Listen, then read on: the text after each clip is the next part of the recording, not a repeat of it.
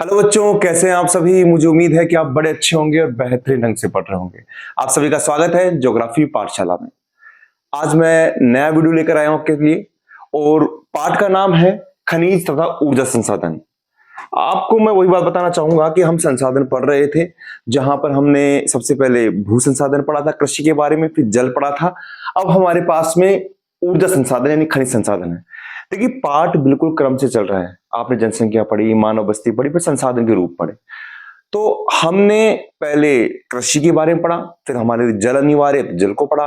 फिर हम अर्थ के लिए, पैसा कमाने के लिए हमको खनिज चाहिए, तो हमने खनिज को पढ़ रहे हैं। तो पहली बात यह आती है कि खनिज होते क्या हैं।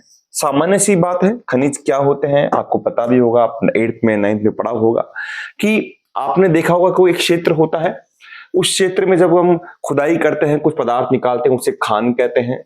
जो पदार्थ निकाला जाता है उसे हम खनिज कहते हैं, और जो क्रिया होती है उसे हम खनन कहते हैं। यानी जो पदार्थ पृथ्वी के भूगर्भ से खनन कार्य द्वारा निकाला जाता है उसे खनिज कहते हैं। एक सामान्य सी परिभाषा होगी। यहां पर यह ध्यान रखने वाला है कि खनिज कभी भी शुद्ध अवस्था में नहीं निकलता, वो अयस्क के रूप में निकलता है। सोना है, चांदी है, ये तो शुद्ध में निकल आता है, लेकिन कोई भी खनिज शुद्ध अवस्था में निकलता नहीं। कैसे?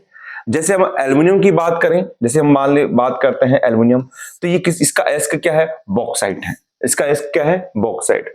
लोहा कभी लोहे के रूप में नहीं निकलेगा। ये 4 अयस्क होंगे: हेमेटाइट, मैग्नेटाइट, सिडेराइट, लुमिनाइट। सबसे बेस्ट है आपके पास में हेमेटाइट। भारत में सबसे ज्यादा जो लोहा पाया जाता है वो मैग्नेटाइट पाया जाता है। आपको ये चारों याद करने हैं, क्योंकि कभी कभार दे देता है निम्न में से लौह अयस्क निम्न में से कौन सा नहीं है। तो हेमेटाइट दे दिया, मैग्नेटाइट दे दिया, सिडेराइट दे दिया और फिर बॉक्साइट दे दिया। तो ये ध्यान रखना है आपको।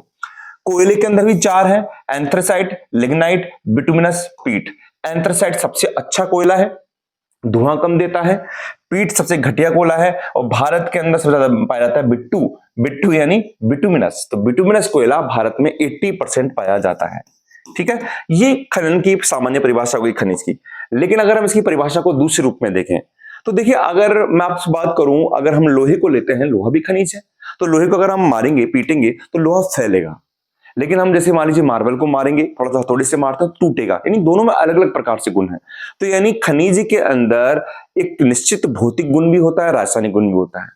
या तो वो कार्बनिक पदार्थ से मिलकर बने होते हैं, जैसे कोयला, पेट्रोलियम, या अकार्बनिक, उनमें कार्बन नहीं होगा, जैसे मान लीजिए मार्बल हो गया या ग्रेनाइट हो गया। तो खनिज निश्चित रासायनिक, यहां से देख लीजिए आप, रासायनिक, माफ कीजिएगा,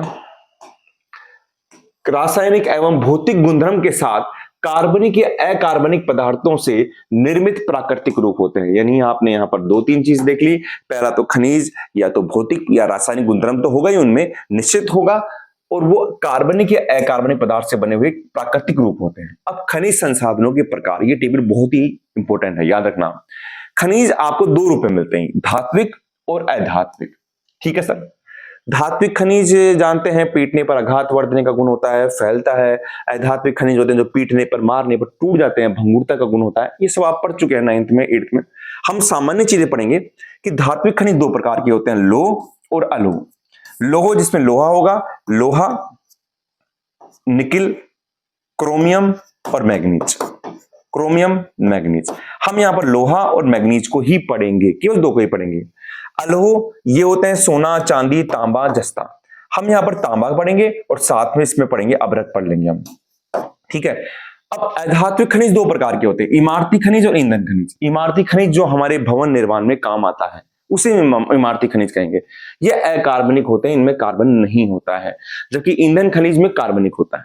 अभी एक एग्जाम में आया था, बड़ा अच्छा एग्जाम था, लेक्चरर का था, उसमें था कि निम्न में से कौन सा अधात्विक अकार्बनिक खनिज है। तो अधात्विक अकार्बनिक खनिज कौन सा होगा? संगमरमर है, ग्रेनाइट है, चूना पत्थर है। अधात्विक तो ये भी है, लेकिन ये कार्बनिक है: पेट्रोलियम, प्राकृतिक गैस, है ना, और कोयला। ठीक है जी। तो ये आपको टेबल याद रखनी है आपको। अच्छा जी, अब आप देखेंगे खनिजों की विशेषताएं। खनिजों की विशेषता क्या बताती है? पहली कि खनिज, अगर हम भारत की बात करें, यहां से बात करें, तो ये थोड़ी खनिज हर जगह मिल जाएगा। आप बताइए, खनिज सबसे ज्यादा मिलेगा छोटा नागपुर का पठार में मिलेगा, है ना। आपके उत्तर के विशाल मैदान में नहीं मिलेगा, आपके पहाड़ी क्षेत्र में नहीं मिलेगा। कुछ अलग खनिज यहां मिलेंगे, कुछ इधर मिलेंगे। तो यानी खनिजों का असमान वितरण पाया जाता है। खनिजों का असमान वितरण पाया जाता है, और ये हम उदाहरण ले सकते हैं छोटा नागपुर के पठार से। अगर थोड़ा सा रिकैप करें तो आपको याद होगा कि विश्व के जो बड़े उद्योग हैं, जो विनिर्माण उद्योग है, वो 10% भूभाग पर पाया जाता है, क्योंकि अनियमित भौगोलिक वितरण होता है। वैसे खनिजों का होता है, खनिजों की मात्रा व गुणवत्ता में विपरीत संबंध होता है। यानी मात्रा और गुणवत्ता में क्या होता है? विपरीत संबंध होता है। सर ये कैसे? देखिए, अगर मात्रा अच्छी होगी तो अगर मात्रा ज्यादा होगी तो गुणवत्ता कम हो जाएगी, और अगर मात्रा कम होगी तो गुणवत्ता ज्यादा हो जाएगी। या यूं समझ लीजिए, जिस खनिज की गुणवत्ता अच्छी होती है, सोना है, तो उसकी मात्रा कम हो जाएगी, उल्टा हो जाएगा। ऐसा नहीं सोना आप हर जगह जाके आपको मिल जाएगा, लेकिन जैसे पत्थर है, चूना पत्थर है, उसकी गुणवत्ता खराब होती है तो वो आपको हर जगह मिल जाएगा, उसकी मात्रा हर जगह मिल जाएगी। इस प्रकार खनिजों की मात्रा तथा गुणवत्ता में विपरीत संबंध होता है। तीसरा पॉइंट, खनिज अनव्यकरणीय संसाधन होते हैं। अनव्यकरणीय, देखो दो शब्द पकड़े आप, एक तो पकड़िए अनव्यकरणीय संसाधन, दूसरा पकड़िए यहां पे नव्यकरणीय। देखिए, अनव्यकरणीय जिन्हें दोबारा उत्पन्न या दोबारा प्राप्त किया नहीं जा सकता, अनव्यकरणीय को नव्यकरणीय को प्राप्त किया जा सकता है। तो जब ये प्राप्त नहीं किया जा सकता तो ये कैसे होंगे? ये समाप्य होंगे सर। जब इनको दोबारा प्राप्त कर सकते हैं तो ये समाप्त होंगे नहीं, तो ये असमाप्य होंगे सर, असमाप्य होंगे। कौन से होंगे सर ये समाप्य? कौन से होंगे सर? कोयला हुआ, पेट्रोलियम हुआ, आपके लोहा हुआ, ये सब क्या है? अनव्यकरणीय। एक बार नष्ट हो गए फिर इनको प्राप्त करने में कई लाखों साल लग जाएंगे। जबकि आपके पास में सौर ऊर्जा है, पवन ऊर्जा है, भूतापीय ऊर्जा है, आपके पास में ज्वारीय ऊर्जा है, ये सब क्या है आपके पास? पवन, यह सब ऊर्जा क्या है आपके? नव्यकरणीय। अच्छा, एक खास बात और सुनिए आप, कि जो अनव्यकरणीय संसाधन है, कोयला, पेट्रोलियम, लोहा, आपको ध्यान हो प्राचीन काल से हम ईंधन के लिए, खनिज में हम ईंधन के लिए हम कोयले को काम ले रहे थे, है ना? आपके घर में आपके दादाजी, और आपने सुना होगा। तो ये परंपरागत संसाधन भी कहलाते हैं। परंपरागत संसाधन यानी जो प्राचीन काल से काम आ रहे थे, इनको परंपरागत ऊर्जा संसाधन भी कहते हैं। किनको? कोयला को और पेट्रोलियम को, लोहे को नहीं। ऊर्जा तो हम इनसे मिलेगी ना, कोयला पेट्रोलियम से, तो परंपरागत ऊर्जा संसाधन भी कहते हैं। जबकि ये क्या होते हैं? ये अब प्राप्त करेंगे, भविष्य में प्राप्त करेंगे, तो ये गैर परंपरागत ऊर्जा के संसाधन होते हैं। गैर परंपरागत ऊर्जा के संसाधन होते हैं, और चूंकि भविष्य में प्राप्त करेंगे इसलिए इन्हें भविष्य के संसाधन भी कहते हैं। किन्हें? नव्यकरणीय को, या फिर सौर ऊर्जा को, पवन ऊर्जा को, इसको हम भविष्य के ऊर्जा संसाधन भी कहते हैं। ठीक है, तो ये टेबल आपको उदाहरण के साथ याद करनी है, आपके क्वेश्चन यहां पर मिलेंगे। अनव्यकरणीय का मतलब जिन दोबारा उत्पन्न नहीं कर सकते, काफी समय लगेगा, कोयला, पेट्रोलियम, लोहा। और नव्यकरणीय जिनको हम निरंतर प्राप्त कर सकते हैं, सौर ऊर्जा, पवन ऊर्जा, भूतापीय ऊर्जा। भारत में खनिजों का वितरण देखिए, आप भारत में खनिजों का वितरण देखिए, पहली पेटी तो आपके पास में ये है, मैं आपको दूसरा कलर ले लेता हूं, आपको ज्यादा अच्छा समझ में आएगा। पहली पेटी तो ये है, ये पेटी है उत्तरी पूर्वी पठारी प्रदेश। इसमें मेघालय का पठार भी है, इसमें छोटा नागपुर का पठार भी आ गया, इसमें छत्तीसगढ़, पश्चिम बंगाल का छत्तीसगढ़ का पठार भी आ गया, इसमें उड़ीसा का पठार भी आ गया। यानी इसमें मेघालय का पठार, छोटा नागपुर का पठार, छत्तीसगढ़, पश्चिम बंगाल और उड़ीसा का पठार आ गया। दूसरी आपके पास में दक्षिण पश्चिम, देखो दक्षिण और ये वाला भाग पश्चिम हो गया। इसमें आपके पास में केरल का भाग, कर्नाटक का कौन सा भाग, ये सॉरी कर्नाटक का कौन सा भाग आएगा? अपना पूर्वी भाग, है ना? और आपका तमिलनाडु, गोवा, महाराष्ट्र, ये वाला हिस्सा आ जाएगा। कुछ इसमें मोस्ट है जो काफी आते हैं, जैसे ये आता है आपके तमिलनाडु में नवेली। तमिलनाडु में कौन सा है ये? नवेली। और नवेली लिग्नाइट कोयले के लिए फेमस है, लिग्नाइट कोयले के लिए फेमस है। कौन सा? नवेली। ठीक है। गोवा में मार्मोगा बंदरगाह भी है और लोहे अयस्क का क्षेत्र भी है। मार्मोगा बंदरगाह भी है, ज्वारी नदी पर है, जहां से जापान को क्या करते हैं हम? जापान को, ईरान को लोह अयस्क निर्यात करते हैं। और केरल में जो केरल की रेत है वहां मोनोजाइट और थोरियम खनिज मिलता है। हम पढ़ ही क्या रहे हैं? भारत में खनिजों का वितरण, तो यहां पर आपने पढ़ लिया। अब इसमें जो केरल, तमिलनाडु, गोवा, महाराष्ट्र में आपके पास में एक तो बताया नवेली, गोवा तमिलनाडु में, मार्मोगोवा और मोनोजाइट थोरियम केरल की रेत में। ऐसे ही आपके पास में आएगा उत्तरी पश्चिम पठारी प्रदेश, यानी उत्तर पश्चिमी, ये रहा उत्तर पश्चिमी। इसको 3 भागों में बांटा हुआ है बेटा। अगर हम इसमें बात करें थोड़ा सा, ये राजस्थान का नक्शा है, तो एक तो लिया अरावली, तो अरावली के अंदर लिया है हमने तांबा, जस्ता यानी अधात्विक खनिज, यानी जो भी अधात्विक खनिज होंगे वो अरावली में मिल जाएंगे आपको। फिर अरावली के इधर की तरफ है पश्चिम में मरुस्थल भाग, इस मरुस्थल में लिया और राजस्थान का भी हो जाएगा, गुजरात का भी आ जाएगा। तो इस राजस्थान और गुजरात के मरुस्थलीय भाग में लिया पेट्रोलियम, प्राकृतिक गैस, ईंधन खनिज बाड़मेर जैसलमेर में। यानी उत्तरी पश्चिम पठारी प्रदेश में आपको अधात्मिक खनिज भी मिल रहे हैं। कहां पर? अरावली में मिल रहे हैं। आपको पेट्रोलियम या कोयला, ईंधन खनिज मिल रहे हैं। कहां पर मिल रहे हैं? आपको मरुस्थल मिल रहे हैं। फिर यहां पर आप आगे पढ़ेंगे, यहां पर जो खंबात की खाड़ी है, उसकी खंबात की खाड़ी गुजरात में भी है। और फिर खंबात की खाड़ी के पास मुंबई, जो अब तटीय क्षेत्र के पास मुंबई हाई है, मुंबई हाई, वहां पर भी पेट्रोल मिलता है। भारत का सबसे अधिक पेट्रोलियम उत्पादक क्षेत्र है। भारत का सबसे अधिक पेट्रोलियम उत्पादक क्षेत्र है। यानी मैं ये कहना चाहूंगा, ये एक ऐसी बेल्ट है हमारे राजस्थान की जहां पर आपको आध्यात्मिक खनिज भी मिल रहा है, जहां पर आपको ईंधन खनिज भी मिल रहा है, कोयला पेट्रोलियम भी मिल रहा है। यहां भी आपको भारत का सबसे ज्यादा पेट्रोलियम मिल रहा है। कहां? मुंबई हाई, है ना। भारत ने सबसे पहले पेट्रोल निकाला था डिगबोई में, तो बाद में पढ़ेंगे हम। और सबसे ज्यादा पेट्रोल मिल रहा है मुंबई हाई। थोड़ा ध्यान से सुनिए। हिमालय पेटी में एक तो जम्मू कश्मीर में एक जगह है, उसका नाम है कालाकोट। क्या नाम है? कालाकोट, जम्मू कश्मीर में। इसमें एंथ्रासाइट कोयला मिलता है हिमालय में। फिर यहां पर आपके पास में हिमाचल प्रदेश में मणिकरण, जहां पर भारत का भूतापीय संयंत्र है। आई रिपीट, हिमाचल प्रदेश में मणिकरण में भारत का भूतापीय संयंत्र है। पूर्वी हिमालय में यहां पर तीन है, असम, डिगबोई, माकुम। और भी है, नहर कटिया भी है, काफी ले लेंगे। तो असम, डिगबोई, माकुम। और डिगबोई एक ऐसा क्षेत्र है जहां पर, ये दोनों कहां है? असम में, जहां पर सबसे पहले पेट्रोलियम को निकाला गया था, उसकी खोज की गई थी। ठीक है, आगे देखिए आप, आगे हम इसमें देखते हैं खनिज। देखिए खनिज में हम पहले पढ़ रहे हैं लोहे को। आपको मैंने बताया था, आप यहां पर देखेंगे, देखिए आप यहां पर मैंने आपको बताया था कि यहां पर हम लोहों में पढ़ेंगे केवल लोहा और मैग्नीज, अलोह में पढ़ेंगे तांबा, फिर इमारती खनिज में यहां पर अभ्रक करके, और यहां पर कोयला पेट्रोलियम पढ़ेंगे। इस तरीके से हम चीजों को पढ़ेंगे। तो आपके पास में पहला आता है लोह अयस्क। देखिए लोह अयस्क हेमेटाइट और मैग्नेटाइट के रूप में है। सबसे ज्यादा अगर कोई भी आपके पास खनिज है, वो लगभग आपको उड़ीसा में मिलेगा। लोह आपके पास लोहा हुआ, मैग्नीज हुआ, तो उड़ीसा में मिलेगा। उड़ीसा में 3 खाने हैं, गुरु महिसानी, सुलेपात, बादाम पहाड़। और इसकी मैंने ट्रिक बनाई थी कि गुरु सुलेमान बादाम खाके उड़ गया। गुरु महिसानी, सुलेमान बादाम खाके उड़ गया, तो उड़ीसा से हो गया, है ना। तो गुरु सुलेमान बादाम खाके उड़ गया। ये सब तीनों कहां पर है? मयूरभंज में है। किरुबिरु और बोनाई कहां पर है? सुंदरगढ़ में है ना। अच्छा, एक ट्रिक और बन जाती है इसमें, अगर जिले पूछ लेते हैं, मयूरभंज, क्योंझर और सुंदरगढ़, तो आप आ जाएंगे सुंदर मोर क्यों उड़ा। सुंदर मोर क्यों उड़ा। तो सुंदर से सुंदरगढ़, मोर से मयूरभंज, क्यों से क्योंझर, और उड़ा से उड़ीसा, है ना। तो ट्रिक आपकी खान की भी बना दी मैंने कि गुरु सुलेमान बादाम खा के उड़ गया, या सुंदर मोर यानी मयूरभंज जिला कहां है? उड़ीसा में है। सुंदरगढ़ कहां पर है? उड़ीसा में है। और किरुबुरी या क्योंझर भी कहां पर है? उड़ीसा में है। झारखंड में है नोआमुंडी, गुआ, ये सिंहभूमि जिले में है। छत्तीसगढ़ में आपके बेलाडीला है, डल्ली राजहरा है। तो डल्ली राजहरा ये याद रखना। इसके भी मैंने ट्रिक बनाई थी कि राज हरा छाता लेकर, राज हरा छाता, छाता से छत्तीसगढ़ लेकर बैल पर गया।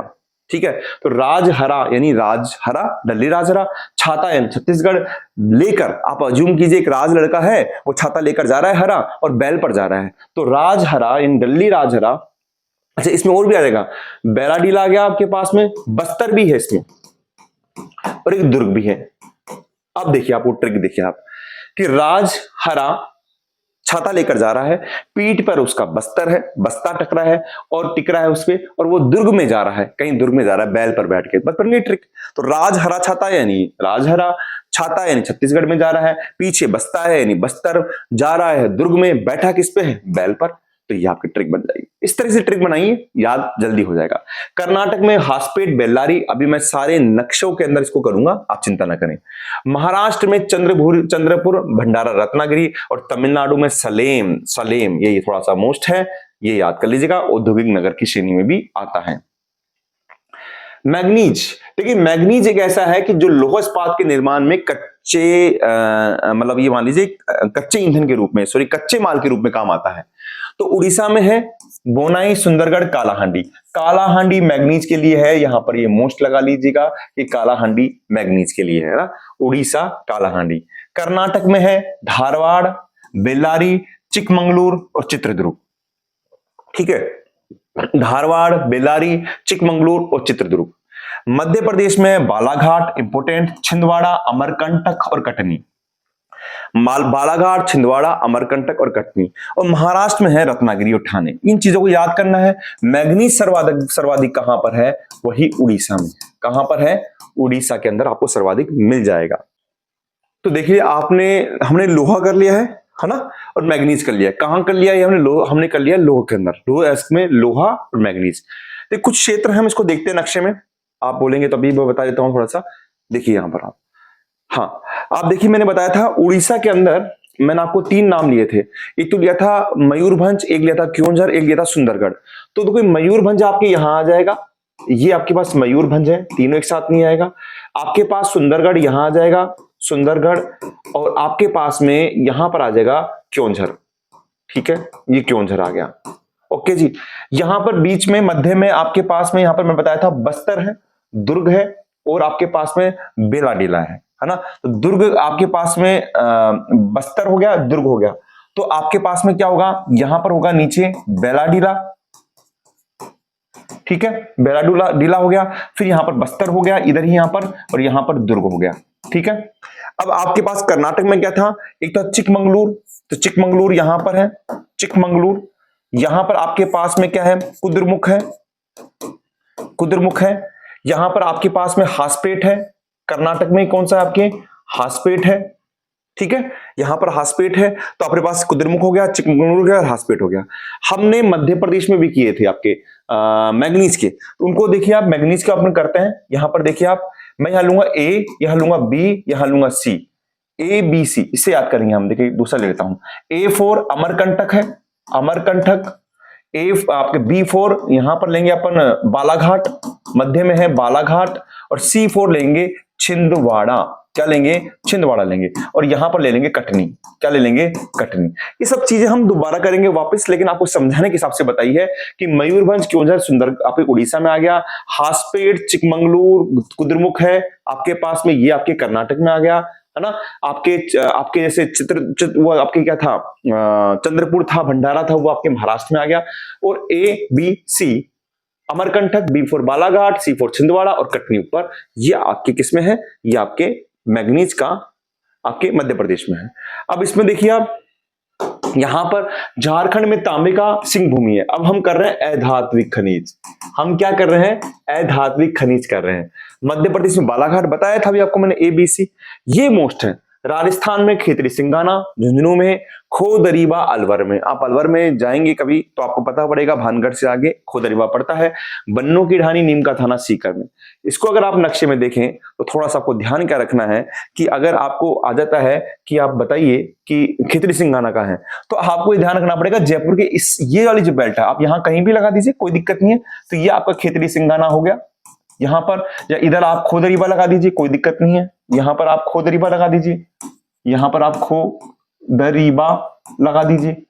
ठीक है, इस वाले एरिया में। लेकिन आपने गलती से यहां लगा दिया तो वो गलत हो जाएगा, क्योंकि झुंझुनू और सीकर आपके पास में, अलवर इस साइड में ही पड़ते हैं।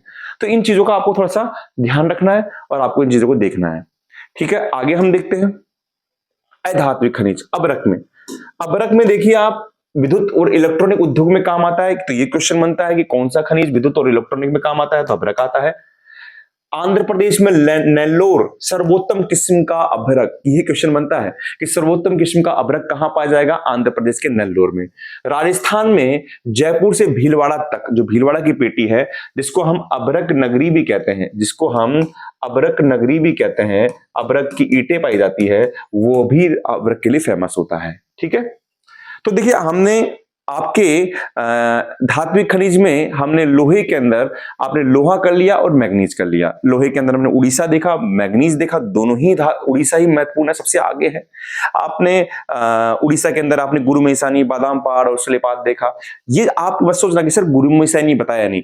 गुरु महिसानी, बादाम पहाड़, सुलेपात ये खाने हैं। और ये कहां पर है? ये मयूरभंज जिले में, और मैंने आपको मयूरभंज जिला बता दिया है। ठीक है, आगे देखें आप, ऊर्जा संसाधन। देखिए ऊर्जा संसाधन क्या होते हैं? वे संसाधन जिनसे ऊर्जा प्राप्त की जाती है। आपके पाठ का आपने नाम सुना होगा, तो पाठ का नाम था खनिज एवं ऊर्जा संसाधन। तो खनिज तो हमने पढ़ लिए हैं, लेकिन आपको मैंने बताया था खनिज होते हैं धात्विक और अधात्विक। जिसमें अधात्विक भी हमने पढ़ लिया, जिसमें अभी हमने बात किया तांबे का, लेकिन एक ईंधन खनिज बात की थी जिनसे ऊर्जा प्राप्त करते हैं, तो वो यहां पर अलग से टॉपिक है, ऊर्जा संसाधन। यानी वे संसाधन जिनसे हम क्या प्राप्त करते हैं, ऊर्जा प्राप्त करते हैं, उसे हम ऊर्जा संसाधन कहते हैं।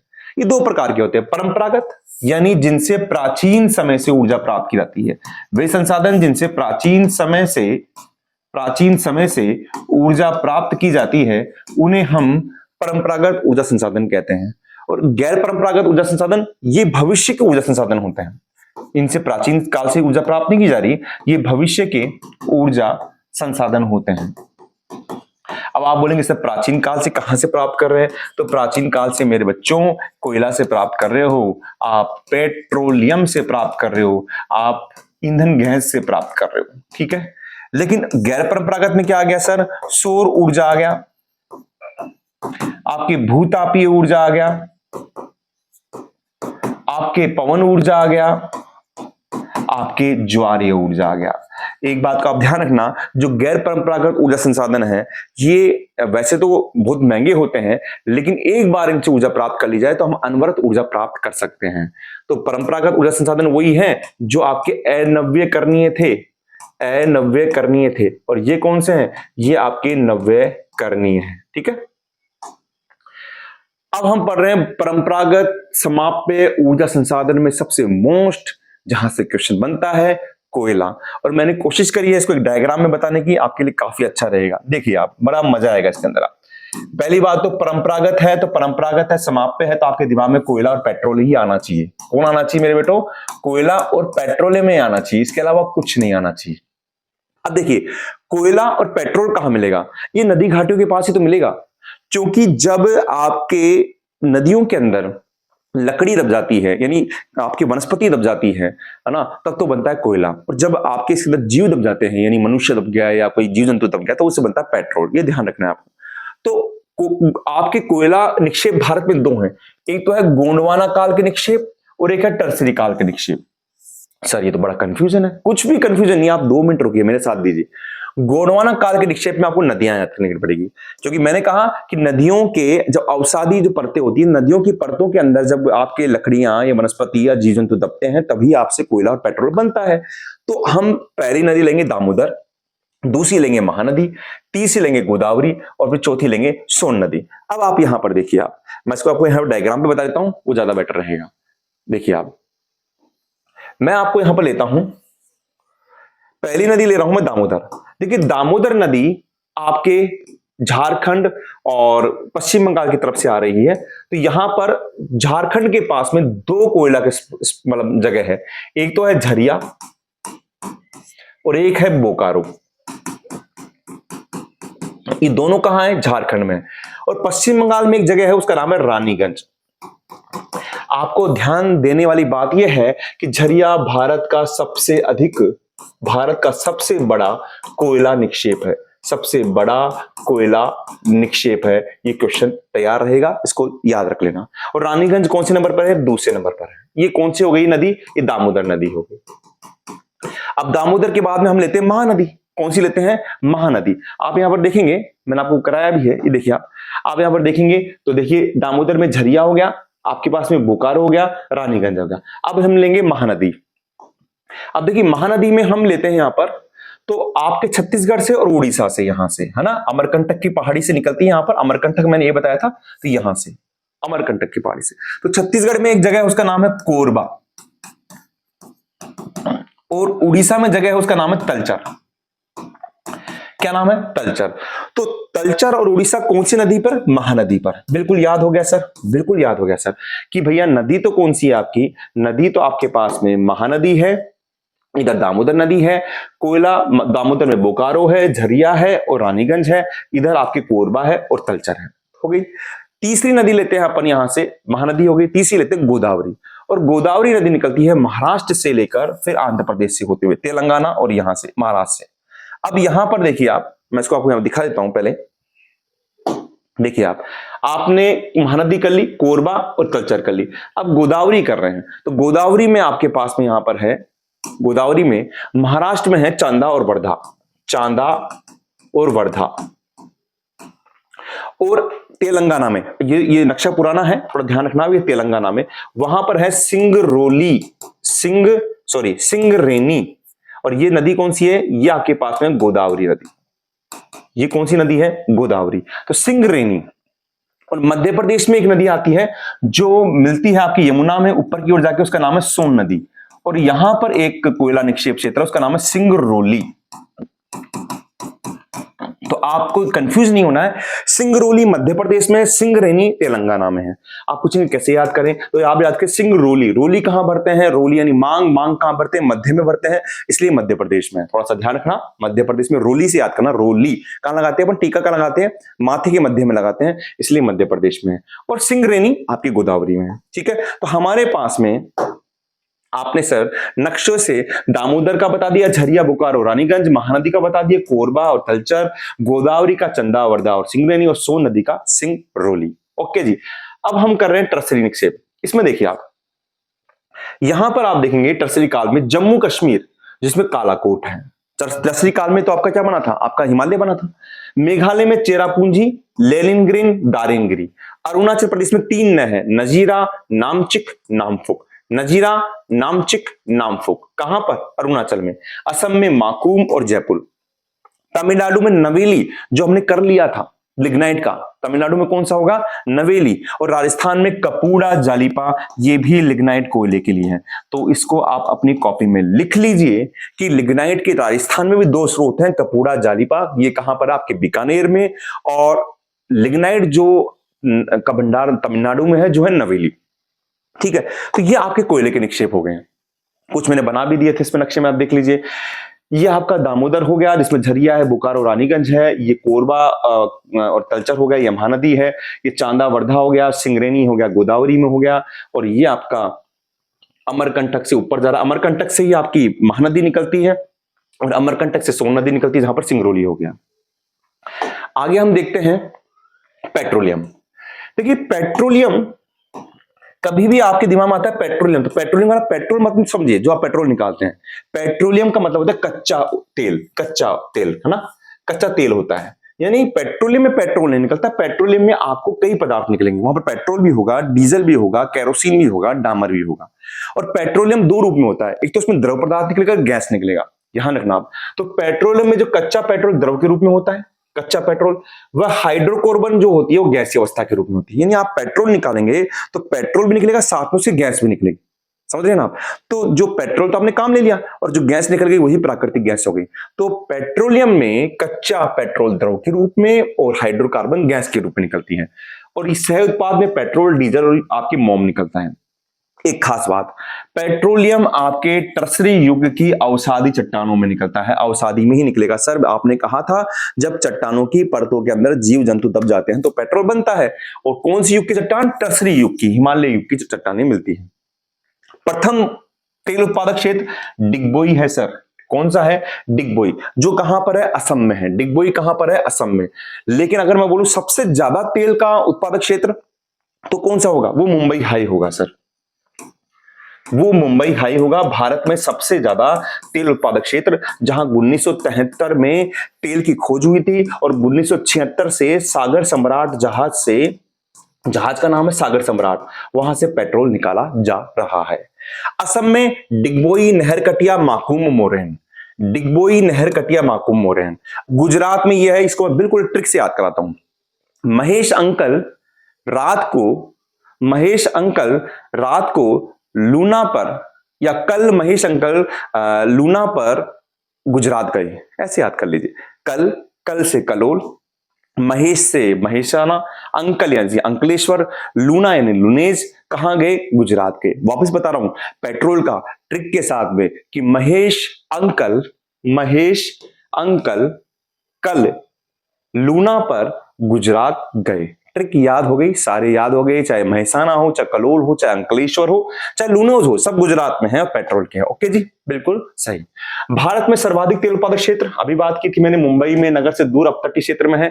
73 में खोज हुई है, 76 में सागर सम्राट जहाज से तेल उत्पादन हो रहा है। अब तेल उत्पादन कौन कर रहा है? एक एजेंसी है ONGC, है ना, ऑयल नेचुरल गैस कॉर्पोरेशन, प्राकृतिक गैस आयोग। इसकी स्थापना हुई 1956 में। कई बार प्रश्न आता है, इसका मुख्यालय कहां पर है? नई दिल्ली में है। कार्य क्या है? भारत में तेल उत्पादक क्षेत्रों की खोज करना। आप कंफ्यूज मत होना, यहां पर आप प्राकृतिक गैस सोचते हैं, प्राकृतिक गैस, ये यहां पर तेल है, तो मुख्यतः तेल की बात हो रही है। तो भारत में तेल उत्पादक क्षेत्रों की खोज करना, उनका उत्पादन करना और उनका परिवहन करना ओएनजीसी का काम है। फुल फॉर्म है तेल प्राकृतिक गैस आयोग। दूसरी है आपके पास में गैल, GAIL, gas authority India of limited. ये गैस से संबंधित है, तो पूरा गैस से है। स्थापना 1984 में हुई है। इसका काम है प्राकृतिक गैस का परिवहन करना, विपणन करना, उसका भंडारण करना। ये गैस से रिलेटेड है। और खास क्वेश्चन, अभी वर्तमान में सबसे वर्तमान में जो तेल प्राकृतिक गैस की खोज हुई है वो हुई है रामानाथपुरम में, और ये कहां पर है? तमिलनाडु में। नवीन गैस की खोज हुई है। ये क्वेश्चन आ जाता है, इसको भी आप लिख लीजिएगा कि गेल ने अभी हाल ही में नवीन प्राकृतिक गैस का भंडार खोजा है रामानाथपुरम तमिलनाडु में। वैसे उड़ीसा, आंध्र प्रदेश, त्रिपुरा है। भारत में गैस पाइपलाइन है, उसका नाम है HBJ, हजीरा, विजयपुर, जगदीशपुर। हजीरा देखिए आप याद करेंगे, हजीरा कहां पर है? ये गुजरात में है। मैं बाद में नक्शे के द्वारा आप सब चीजें करा दूंगा, आपको चिंता ना करें। विजयपुर का है आपके पास में, आपके पास विजयपुर का है, मध्य में है, तो यानी मध्य प्रदेश में हो गया। और जगदीशपुर आपके यूपी में है। ओके जी। अब भारत में तेल परिशोधनशालाएं, ये मैंने बना रखा था, आपको याद करना। देखिए बरौनी कहां पर है? बिहार में है। थोड़ा सा याद रखेंगे आप, बरौनी कहां पर है? बिहार में है। गुवाहाटी, बनोई और गुवाहाटी, बनोई गांव और डिगबोई कहां पर है? असम में है। हल्दिया पश्चिम बंगाल में है। पारादीप उड़ीसा में तट पर ही है। विशाखापट्टनम, तातीपाका आंध्र प्रदेश में है। नागापट्टिनम तमिलनाडु में है। कोच्चि केरल में है। मंगलुरु कर्नाटक में है। और बीना मध्य प्रदेश में है। थोड़ा सा अगर आप इसको यहां देखें तो मैं एक बार बताना चाहूंगा आपको। मैं यहां पर, जैसे आप यहां पर देखें तो देख लीजिए, अगर हम यहां पर करें तो देखिए आप, आपके मैंने बताया आपको कि जैसे गुवाहाटी यहां पर हो गया, ये गुवाहाटी हो गया, है ना। यहां पर आपके नहर कटिया हो गया, यहां पर आपके यहां पर डिगबोई हो गया, ठीक है। यहां पर आपके यहां पर विशाखापट्टनम हो गया, यहां पर विशाखापट्टनम हो गया। इसके नीचे यहां पर तातीपाका हो गया, यहां पर आपके नागापट्टिनम हो गया, ठीक है। बीना आपके यहां पर हो गया, है ना। कोच्चि आपके केरल में हो गया। इस तरीके से हम सब चीजों को कर लेंगे यहां पर। अब देखिए आगे हमारे पास में कुछ महत्वपूर्ण चीजें बच रही है, वो देखिए आप।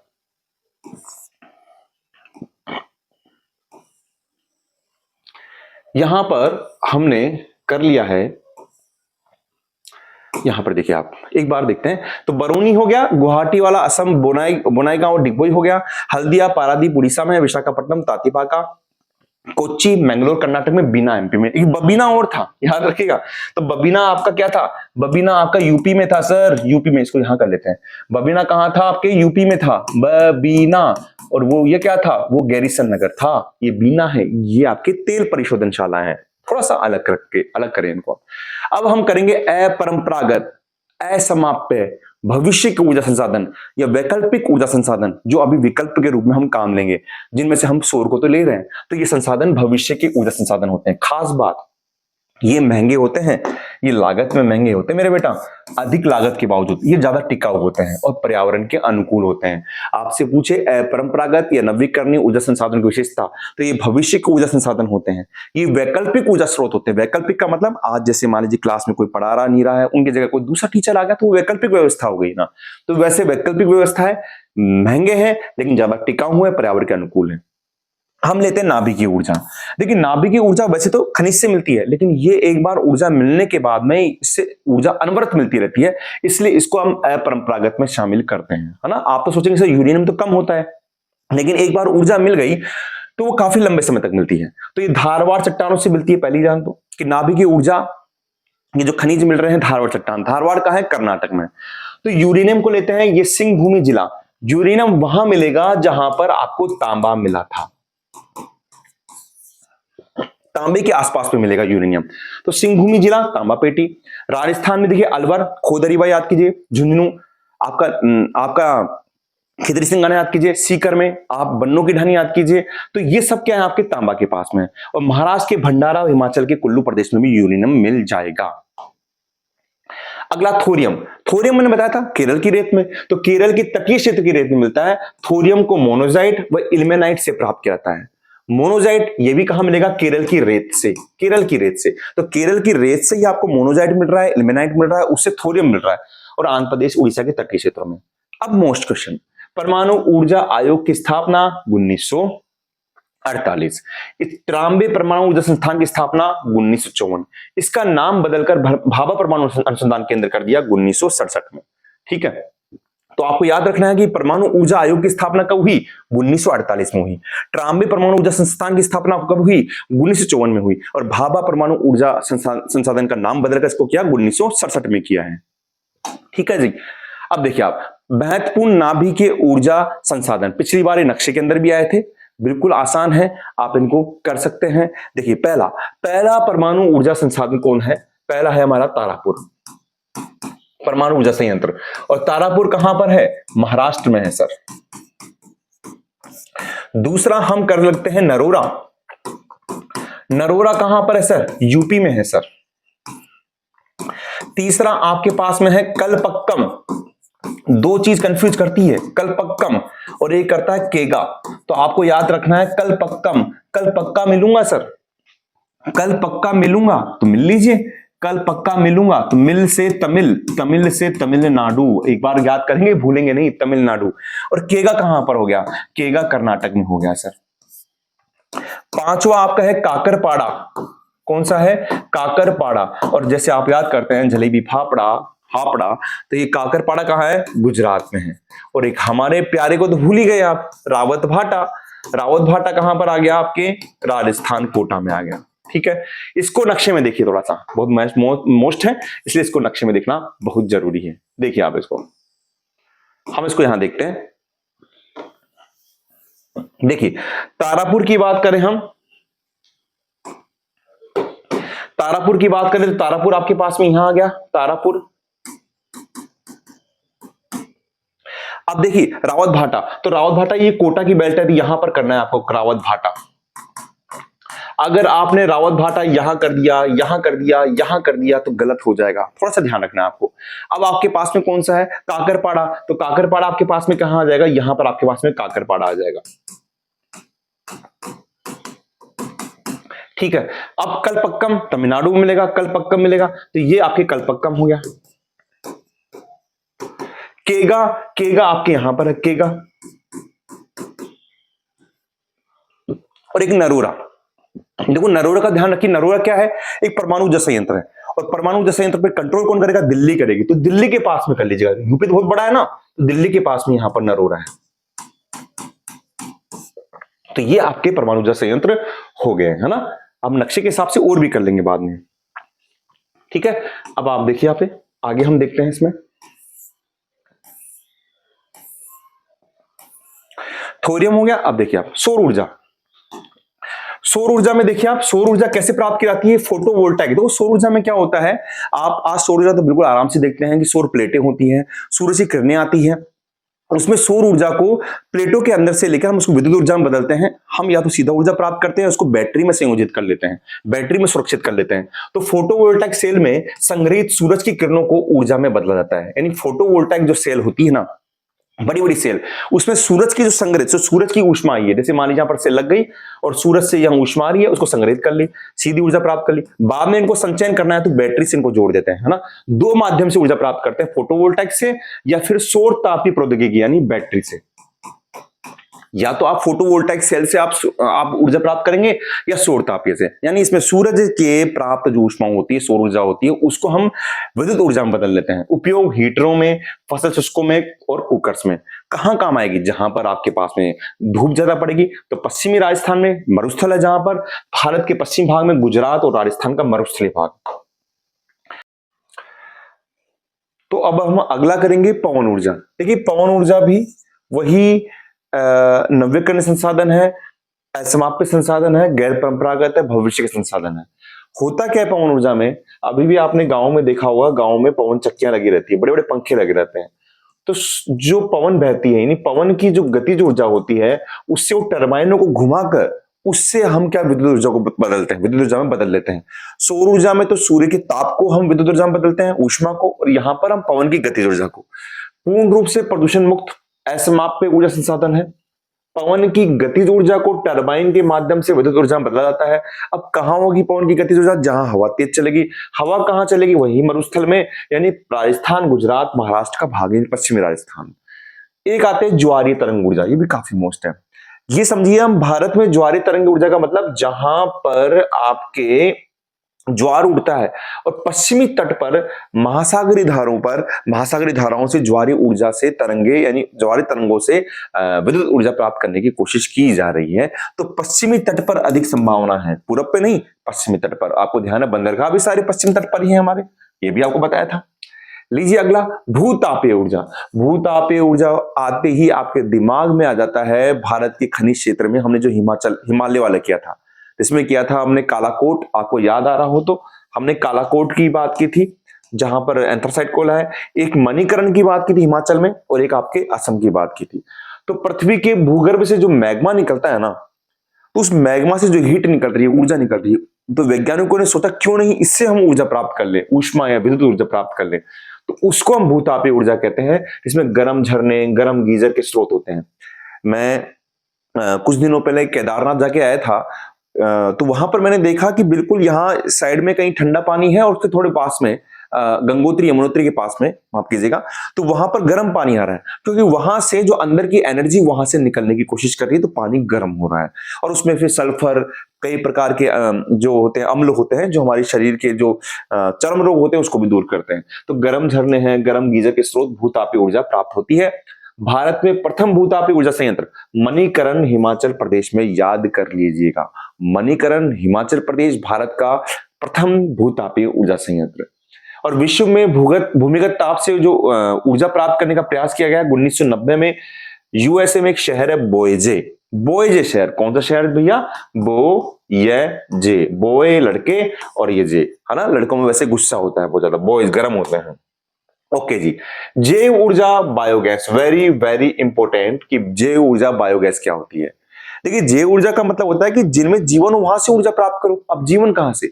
मतलब आपके जो कृषि अपशिष्ट हैं, आपके जो जैविक अपशिष्ट हैं, यानी आपके घरेलू अपशिष्ट हो गए, आपके पेड़ पौधे हो गए, पत्तियां हो गई, सब्जियां हो गई, वहां से अगर ऊर्जा प्राप्त करेंगे आप, गैस प्राप्त करें, तो वो जैव ऊर्जा में होगी। तो इसमें जैविक उत्पादों से ऊर्जा प्राप्त की जाती है, पहली बात। कृषि अवशेष, घरेलू व औद्योगिक अपशिष्टों से इसमें ऊर्जा प्राप्त की जाती है। वो अपशिष्टों से इसमें ऊर्जा, उसको अपशिष्टों को दबाकर उसको गैस में बदला जाता है, और जो गैस से जो ऊर्जा प्राप्त होती है, जिसको बायोगैस कहते हैं, वही एक ऊर्जा का रूप है। क्या होता है देखिए आप, इसमें अपशिष्ट एवं कूड़ा कचरे को काम में लेकर विद्युत ऊर्जा में, ताप ऊर्जा में, खाने पकाने की गैस में बदला जाता है। यानी जो आपका कृषि अपशिष्ट है, घरेलू अपशिष्ट है, औद्योगिक अपशिष्ट है, यानी जो जैविक उत्पाद है, उससे आप विद्युत ऊर्जा ले रहे हो, ताप ऊर्जा ले रहे हो और गैस भी ले रहे हो। और आपको पता है ना कि हमारा जो विकासशील देश है, यहाँ पर जो महिलाएं हैं मुख्यतः लकड़ी पर निर्भर होती है, ईंधन के लिए कोयले पर निर्भर है। लेकिन बायोगैस ने, यानी ये बायोगैस के कारण, एलपीजी के कारण उनका जीवन बदल गया है ना, उससे प्रदूषण भी नहीं होता है। तो विकासशील देशों में ग्रामीण क्षेत्रों के लिए तो ये बहुत जीवनदायिनी एक उपहार हो गया है, क्योंकि पर्यावरण प्रदूषण को कम करता है, क्योंकि जलाऊ लकड़ी पर जनसंख्या का दबाव कम होता है और आराम से लोग अपनी ऊर्जा, अपनी जरूरतों को यहां से पूरा करते हैं। तो जैव ऊर्जा बायोगैस किसे कहते हैं? इसमें जैविक उत्पादों से ऊर्जा प्राप्त किया जाता है। इसमें कृषि अवशेष, घरेलू व औद्योगिक अपशिष्टों से ऊर्जा प्राप्त की जाती है। अच्छा, इसमें नगर पालिका कचरे को जैव ऊर्जा में बदलने की एक परियोजना लगाई गई है। नगर पालिका कचरे को, इसमें प्लास्टिक कचरे की बात नहीं हो रही बेटा, इसमें जैविक कचरे की बात हो रही है, जिसमें आपका सब्जियां आ गई, सब कृषि के अपशिष्ट पदार्थ आ गए, उनकी बात हो रही है। वो दिल्ली के ओखला में लगाया गया है। दिल्ली के ओखला में नगर पालिका कचरे को जैव ऊर्जा में बदलने का एक परियोजना लगाई है। ठीक है, अंतिम आपका खनिज संसाधनों का संरक्षण व खनिजों का प्रबंधन क्या होता है। देखिए आप, संरक्षण, मैं आपको एक बात बता दूं बेटा, यहां पर आपके पास में खनिज संरक्षण की बात करें, आपके पास में जल संरक्षण की बात हो चुकी है, आपके पास में भू संरक्षण की बात होती है, सब में एक होता है कि खनिज संरक्षण। जल की बात की थी तो कहा था कि जल में अवैलवनीय जल कम है, अतः उसको भविष्य की पीढ़ी के बचाए, भविष्य की पीढ़ी के लिए रखने के लिए हमें उसका संरक्षण आवश्यक है। तो वैसे खनिज में क्या हुआ कि खनिज एक अनव्यकरणीय संसाधन है, अनव्यकरणीय खनिज एक अनव्यकरणीय संसाधन है, अतः खनिज का मितव्यता या बुद्धिमत्ता के साथ प्रयोग करना, जिससे भविष्य की पीढ़ी के लिए इसको बचाया जा सके, उसे हम खनिजों का संरक्षण कहते हैं। और इसमें सतत पोषणीय विकास की अवधारणा मिलती है। सतत पोषणीय विकास होता क्या है? यही तो है कि खनिज जो है आपके लिए जो भी संसाधन है वो भविष्य की पीढ़ी के लिए बचा रहे, वही तो सतत पोषणीय विकास है।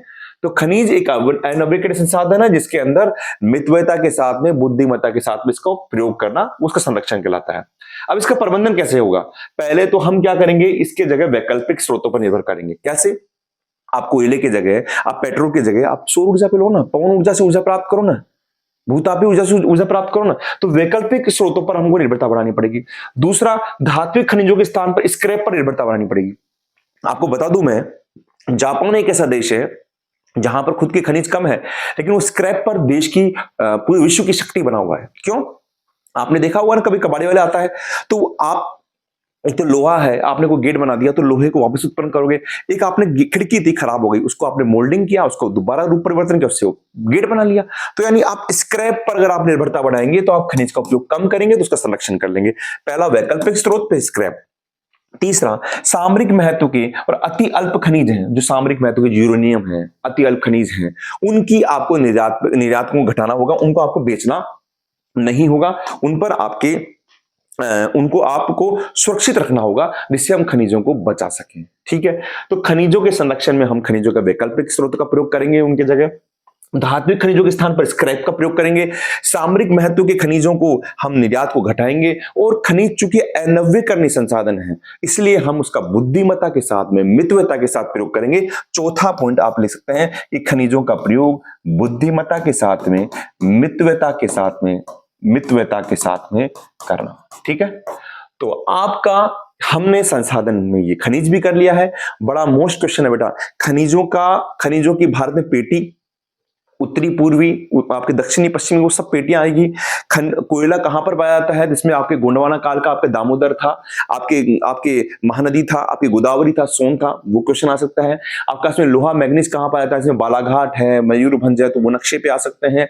आपके पास में सबसे मोस्ट खनिज संरक्षण किसे कहते हैं, उसके संसाधनों का संरक्षण किस प्रकार से किया जाता है, यह आ सकता है। भूतापीय ऊर्जा संयंत्र कहां पर है? मणिकरण में। इस तरीके से ढेर सारे क्वेश्चन आ सकते हैं। हमने चैप्टर बड़े शानदार तरीके से कर लिया है। आप यकीन मानकर चलिए, इससे बाहर नहीं आएगा। आप इसको 2 बार अच्छी तरह से देखें, और फिर बाद में हम ढेर सारे क्वेश्चन करेंगे। मिलता हूं आपको साथ नेक्स्ट क्लास में। आप बस यूं ही पढ़ते रहें और आगे बढ़ते रहें। थैंक यू बेटा।